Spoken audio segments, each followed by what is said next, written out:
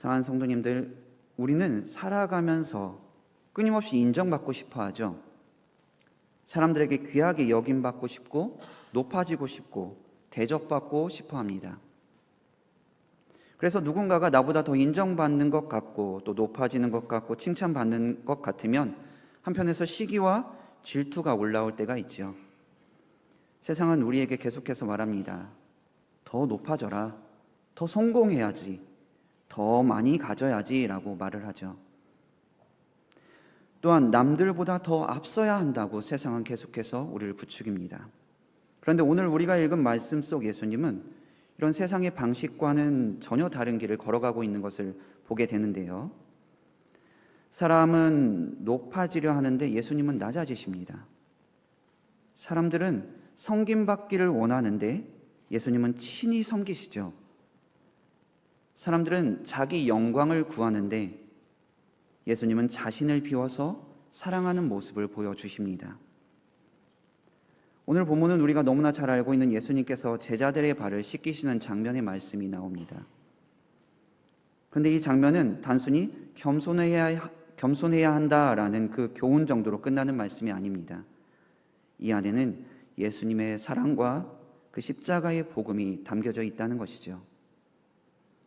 본문 바로 처음 부분인 요한복음 13장 1절은 이렇게 말씀하고 있습니다. 유월절 전에 예수께서 자기가 세상을 떠나 아버지께로 돌아가실 때가 이른 줄 아시고 세상에 있는 자기 사람들을 사랑하시되 끝까지 사랑하시니라. 성경은 예수님께서 자기 사람들을 끝까지 사랑하셨다라고 말씀하고 있죠. 여기서 끝까지라는 말은 단순히 마지막 순간까지라는 말을 의미하는 것은 아닙니다. 완전하게, 철저하게 자기 생명까지 내어주시면서 사랑하셨다라고 말씀해주고 있는 것이죠.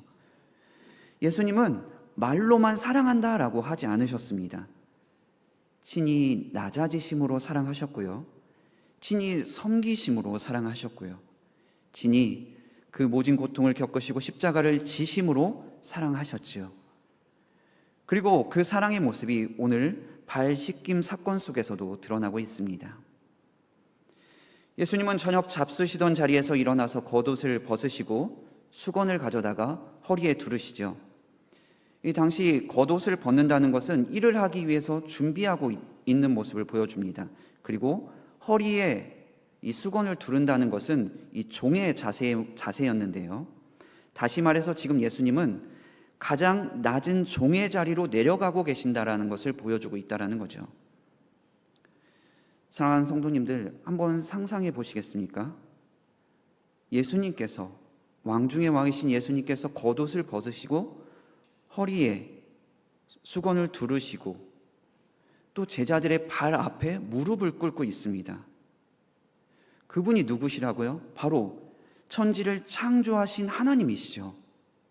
만왕의 왕이십니다. 천군 천사가 경배하는 영광의 주님이시죠. 그런데 그분이 인간의 더러운 발 앞에 무릎을 꿇고 계신 것입니다. 당시 이스라엘의 길은 대부분 흙길이었죠. 그러다 보니까 사람들은 이 샌들을 신고 다녔는데 이 발에 먼지와 때가 엄청 가득했습니다. 그래서 발을 씻기는 일은 가장 낮은 종의 역할이었죠. 그런데 예수님은 기꺼이 그 자리로 내려가신 모습을 보여주고 있는 것입니다. 왜 그러셨을까요? 사랑은 자신을 높이는 것이 아니라 상대를 위해 자신을 낮추는 것을 보이시기 위한 것이었습니다. 우리는 사랑한다고 말하면서 여전히 인정받고 싶어하는 모습을 보여주고 있죠. 섬긴다고 하면서도 사람들의 칭찬을 기대할 때가 많습니다. 그러나 예수님은 사랑의 본질을 친히 내려가심으로써 몸소 보여주셨던 것이지요. 사랑이라는 것은 높은 자리에 앉아 있는 것이 아닙니다. 사랑은 낮은 자리로 내려가는 것입니다. 사랑은 명령하는 것이 아니라 무릎 꿇는 것입니다. 사랑은 받기만 원하는 것이 아니라 기꺼이 내 모든 것을 내어주는 것이죠. 그런데 여기서 정말 놀라운 사실이 있습니다. 예수님께서 씻기신 발 가운데 바로 가룟 유다의 발도 있었다는 것이죠. 예수님은 이미 알고 계셨죠. 바로 유다가 자신을 팔 것을 말입니다.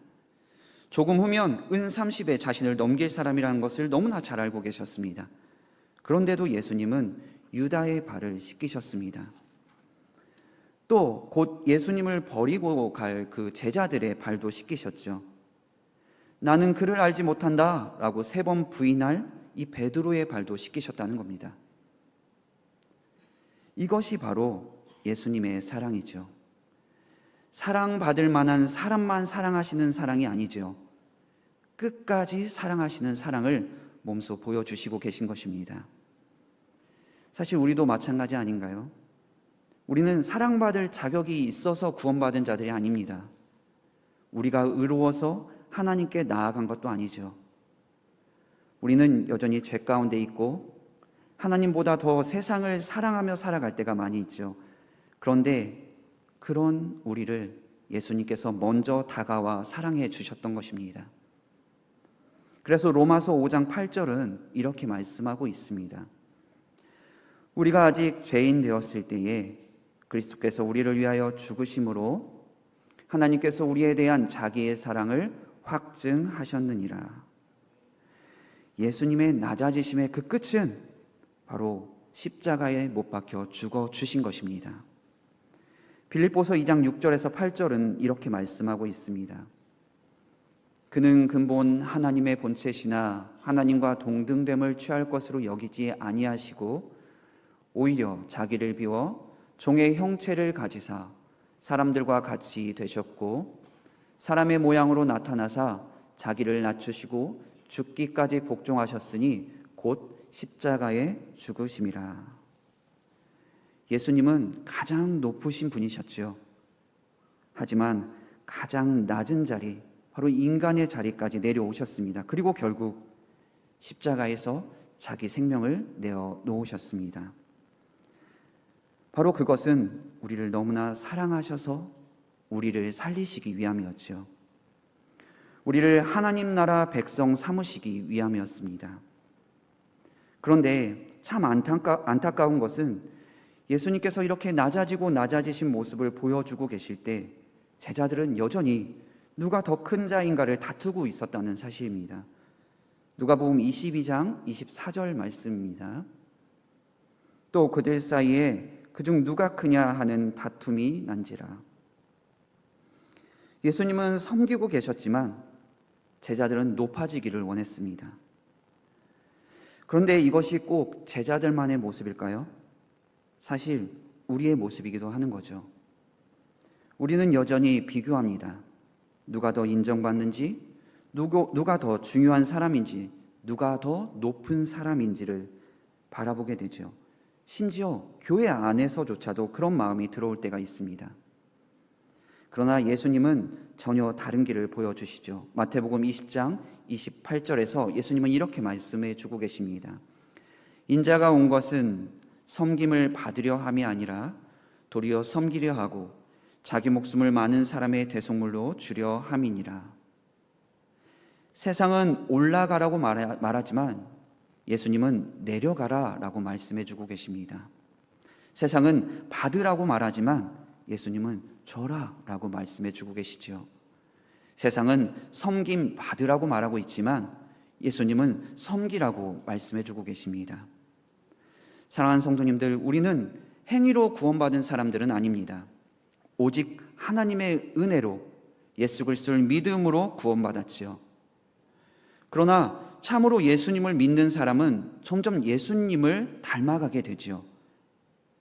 살아있는 믿음은 반드시 그 삶 속에서 열매를 맺게 되는 것입니다. 그래서 야고보서 2장 15절에서 17절은 이렇게 말씀해 주고 있습니다. 만일 형제나 자매가 헐벗고 일용할 양식이 없는데 너희 중에 누구든지 그에게 이르되 평안히 가라, 덥게 하라, 배부르게 하라 하며 그 몸에 쓸 것을 주지 아니하면 무슨 유익이 있으리요. 이와 같이 행함이 없는 믿음은 그 자체가 죽은 것이라. 행함이 우리를 구원하는 것은 아닙니다. 그러나 살아있는 믿음은 반드시 사랑의 열매를 맺게 되는 것입니다. 예수님의 사랑이 우리 안에 있다면 그 사랑은 당연히 흘러나오게 되어 있는 것이죠. 그런데 우리는 때때로 멀리 있는 사람은 사랑한다고 말하면서 가장 가까이에 있는 가족은 섬기지 못할 때가 많이 있지요. 교회에서는 친절한데 집에서는 차갑게 말할 때도 있습니다. 사랑합니다라는 말은 쉽게 하지만 정작 누군가를 위해서 시간을 내고 마음을 내어드리는 것은 인색할 경우가 너무 많이 있다는 겁니다. 여러분은 어떠신가요? 정말 사랑하고 계신가요? 정말 섬기고 계십니까? 예수님은 말로만 사랑하지 않으셨습니다. 친히 움직이셨고, 친히 찾아가셨고, 친히 만지셨고, 친히 섬기셨습니다. 그래서 요한일서 3장 18절은 이렇게 말씀하고 있습니다. 자녀들아, 우리가 말과 혀로만 사랑하지 말고 행함과 진실함으로 하자. 우리가 살아가는 자리에는 여전히 외로운 사람들이 있지요. 따뜻한 위로 한마디를 기다리는 사람들도 있습니다. 누군가 자신의 이야기를 들어주기만 해도 힘을 얻는 사람들이 있습니다. 때로는 작은 반찬 하나보다 더 필요한 것이 당신을 기억하고 있습니다 라는 그 작은 말 한마디가 그 마음을 움직일 수도 있다는 것입니다. 마태복음 25장 35절과 40절에서 예수님은 이렇게 말씀하고 있습니다. 먼저 35절입니다. 내가 줄일 때에 너희가 먹을 것을 주었고 목마를 때에 마시게 하였고 나그네 되었을 때에 영접하였고. 40절입니다. 내가 진실로 너희에게 이르노니 너희가 여기 내 형제 중에 지극히 작은 자 하나에게 한 것이 곧 내게 한 것이니라. 우리가 그 섬기는 그 사람 속에는 주님이 계신 것이죠. 우리가 사랑을 나누는 그 자리 속에 예수님이 함께 하십니다. 어떤 분은 이렇게 말할 수도 있습니다. 나는 가진 것이 별로 없어요.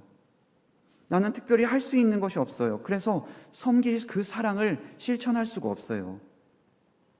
그러나 하나님은 우리의 작은 사랑, 작은 그 손길 하나도 친히 사용하셔서 그 하나님의 그 마음을 드러내 주신다는 것입니다. 예수님께서는 그 한 아이의 작은 도시락을 사용하셔서 수많은 사람을 먹이셨던 것처럼 우리의 작은 섬김도 누군가를 살리는 은혜의 통로가 될 수 있다는 것이지요. 어쩌면 우리의 작은 말 한마디가 누군가에게는 살아갈 힘이 될 수 있다는 겁니다. 여러분의 작은 방문 한 번이 하나님이 아직 나를 잊지 않으셨구나라는 그 위로를 그들에게 줄 수 있다는 것이죠. 여러분의 작은 섬김 하나가 절망 가운데 있는 사람을 다시 일으켜 세우는 하나님의 손길이 될 수 있습니다. 어쩌면 하나님께서는 우리가 살아가는 바로 그 자리에서 누군가의 발을 씻기기를 원하고 계실지도 모르는 거죠. 거창한 일이 아닐 수 있습니다. 아주 작은 사랑일 수도 있죠. 작은 순종일 수도 있습니다. 그러나 하나님은 그런 작은 하나하나 그 사랑을 통해서 반드시 그 누군가를 살려주신다는 것입니다. 오늘 예수님은 우리에게 말씀하십니다. 요한복음 13장 15절입니다.